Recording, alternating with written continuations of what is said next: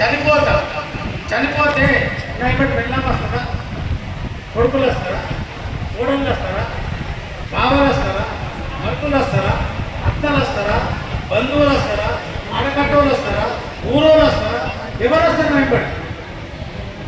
నా ఎంబడి నా కర్మనే వస్తుంది, నా ఎంబడి నా కర్మనే వస్తుంది.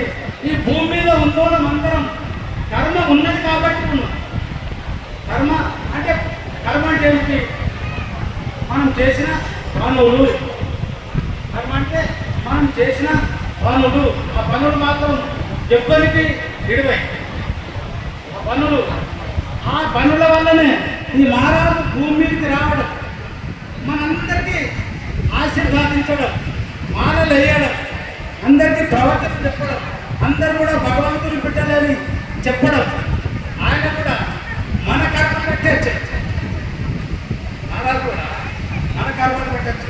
కాబట్టి కర్మ మన ఎంబడి ఉంటుంది. కాబట్టి ఎవరైనా కర్మ మంచిది చేయాలి, ధర్మమైన కర్మ చేయాలి, సత్యమేమో తెలుసుకోవాలి. సత్యం అంటే ఏమిటి? సత్యం అంటే నిత్యమే. నిత్యమైందంటే ఏమిటి? ఎప్పుడు కూడా మార్పు చెందని లేదు. కాలాలు మారినా, యుగాలు మారినా మారనేదే సత్యం.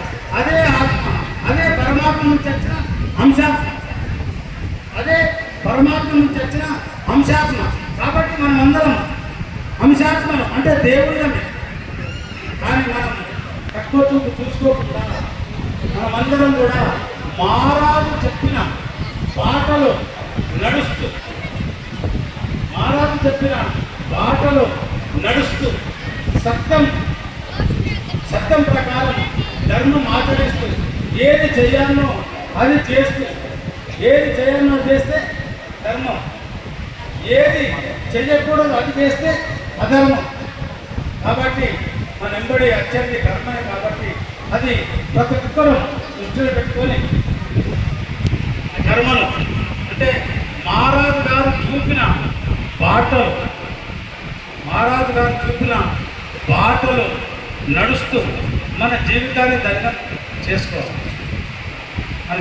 ధన్యం చేసుకోవాలి. ఇప్పుడు చాలామంది ఉన్నాం, చాలామంది జనాలు ఉన్నారు. వారికి మనకు తేడా ఏమిటి? అంటే కొంచెం జ్ఞానం ఉండి ఎవరన్నా వచ్చిన వారిని ఆత్మీయులుగా, అంటే తోటి మనుషులుగా, మానవత్వం ఉన్న వారిగా మనం పనిచేస్తున్నాం. వారు చెయ్యాలి. ఎందుకు? ఈ